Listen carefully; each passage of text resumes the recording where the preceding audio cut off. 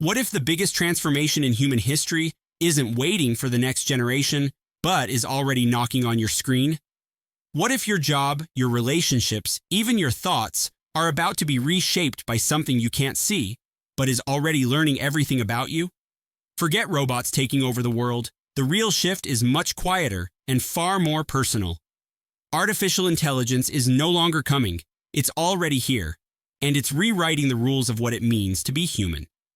In this episode, we're diving deep into how AI is not just changing industries, but changing you. From love and work, to health, memory, and even mortality, we'll explore how your life and the world are about to transform in ways no one is fully ready for. So buckle up, because once you understand what's happening, there's no going back.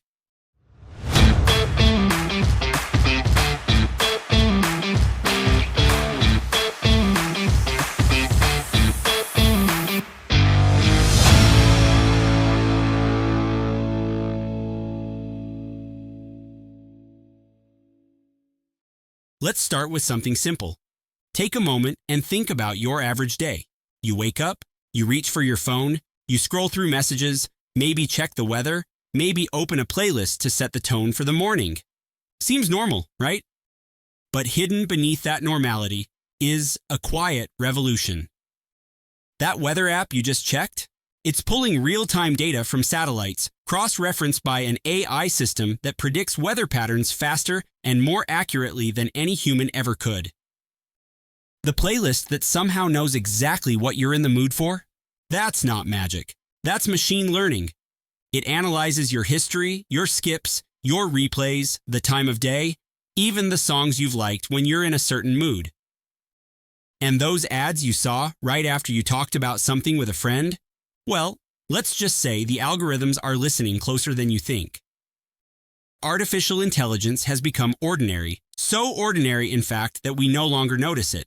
It's like electricity, always there, quietly powering everything behind the scenes. But here's the twist. It's not just powering our tools, it's starting to shape our choices.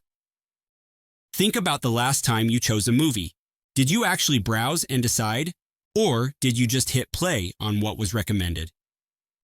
The last product you bought online, did you go searching for it? Or did it just appear in your feed? These small things don't seem important, but they add up. Every recommendation, every notification, every autocomplete is a micro-decision shaped by a system that knows your behavior better than most people in your life. And while we still believe we're in control, the truth is more complicated.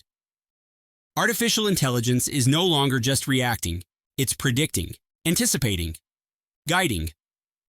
It's helping doctors detect diseases before symptoms appear.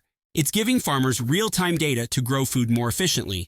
It's translating languages in real time during live video calls. And yes, it's even generating scripts like the one you're listening to right now. We've crossed the threshold. AI isn't a future concept. It's embedded in the now. And that raises a bigger question.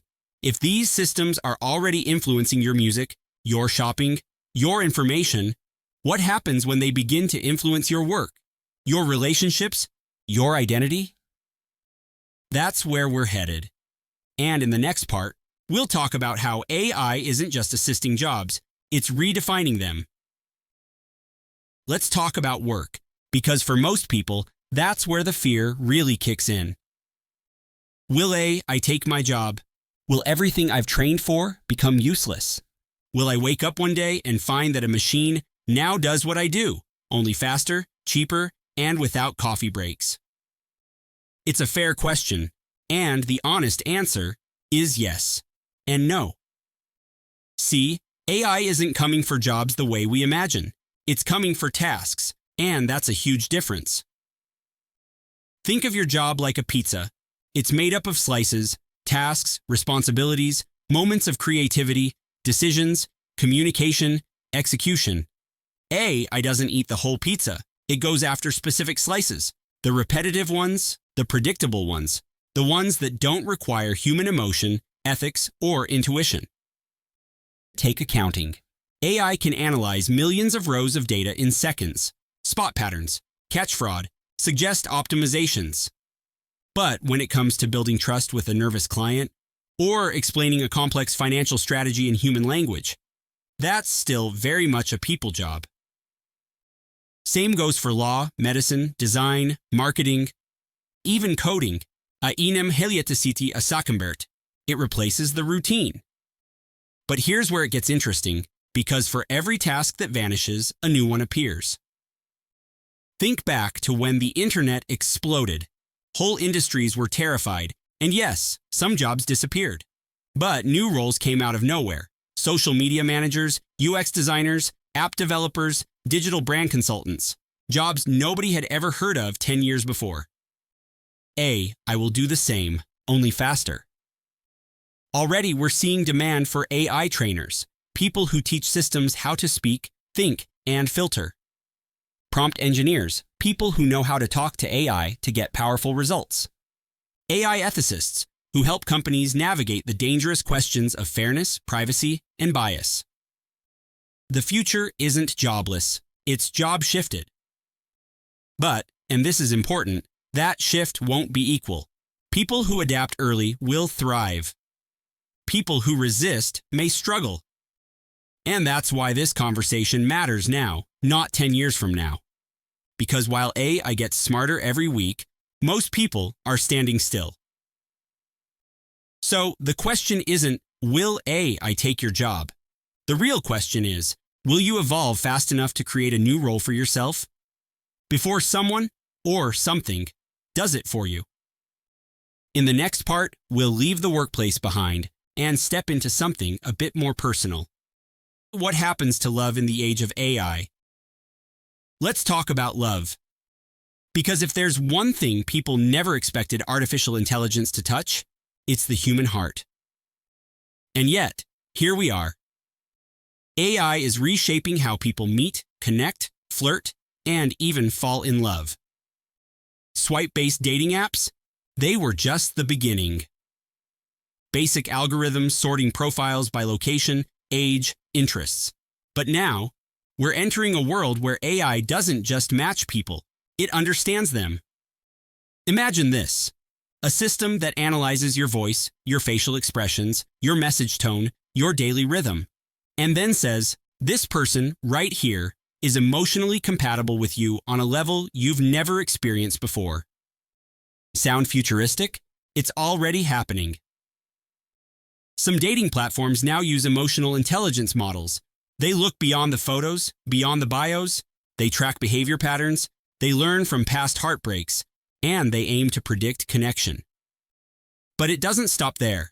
People are building bonds not just with humans, but with AI itself.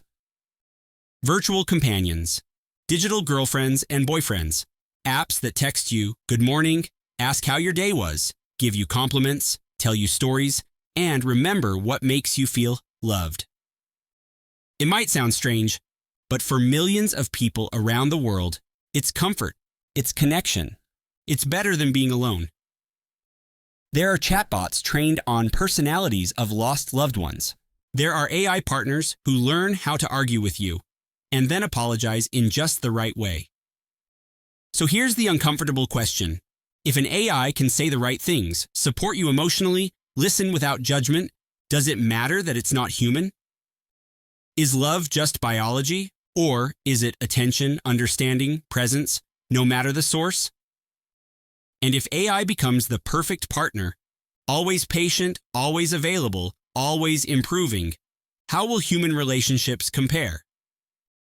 This is where technology stops being just a tool and starts becoming a mirror. AI is forcing us to ask, what do we really want from love? And what are we willing to trade to feel connected? In the next part, we'll leave emotions behind and head into biology, because the next frontier is the body. Let's talk about how AI could change health, aging, and even death itself. Now let's talk about something even more personal than love: your body, your health, your life expectancy.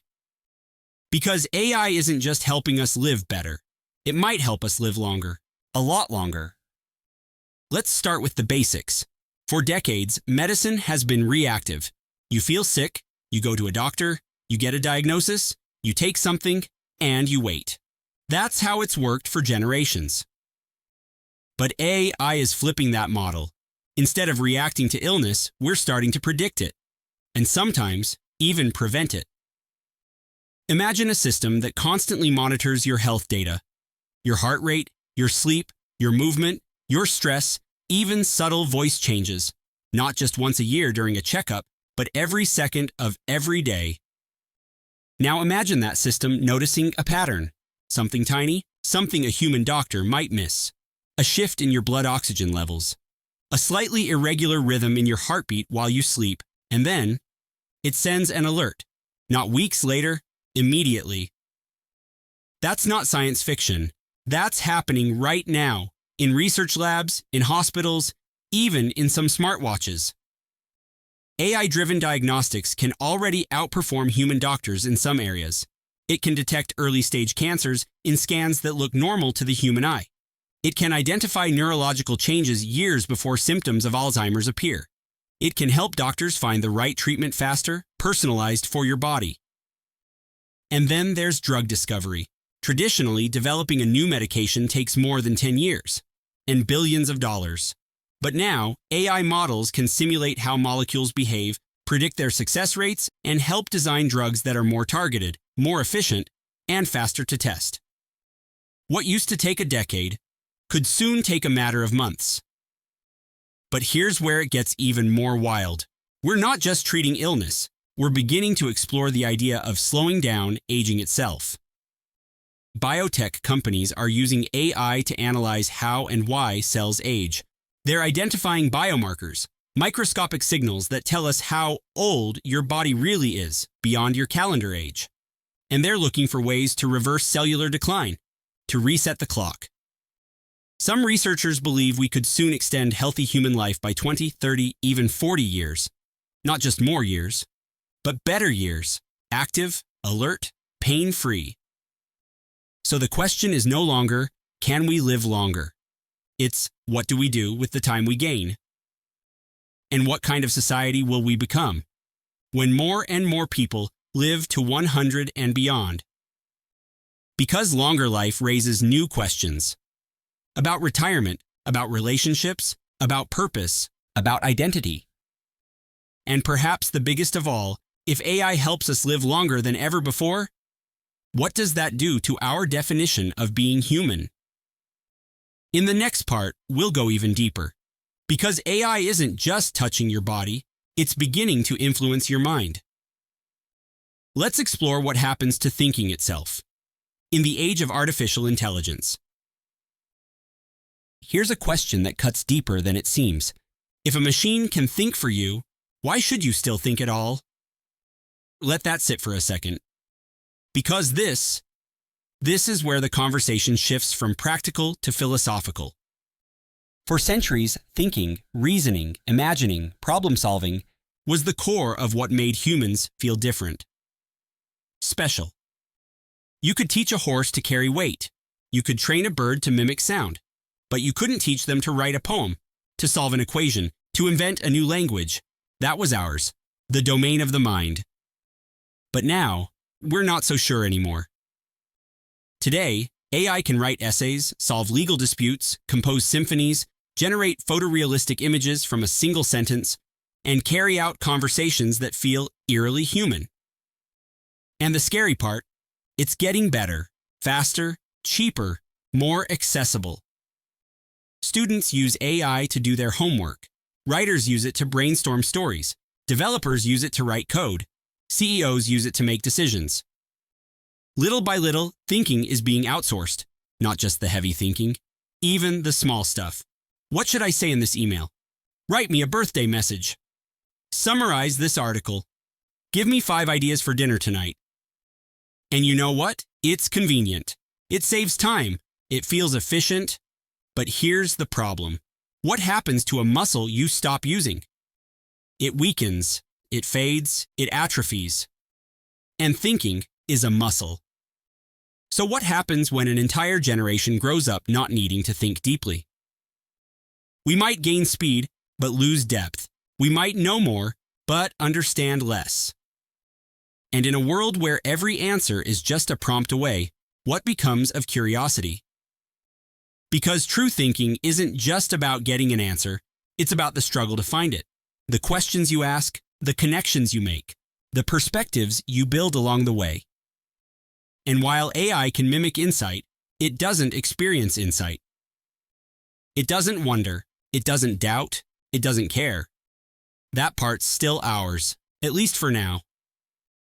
In the final part, we'll look outward again, because not everyone in the world has access to this power, and the gap between those who do and those who don't is getting bigger every day. Let's talk about digital inequality and the global divide AI might make worse. So far, we've talked about how AI is changing our work, our relationships, our bodies, even our thoughts. But now, let's zoom out, because while the technology is moving fast, not everyone is coming along for the ride. This is where things get uncomfortable, because artificial intelligence, for all its promise, is also creating one of the biggest gaps humanity has ever seen. Not just between rich and poor, but between the AI-empowered and the AI-excluded. Here's what that means.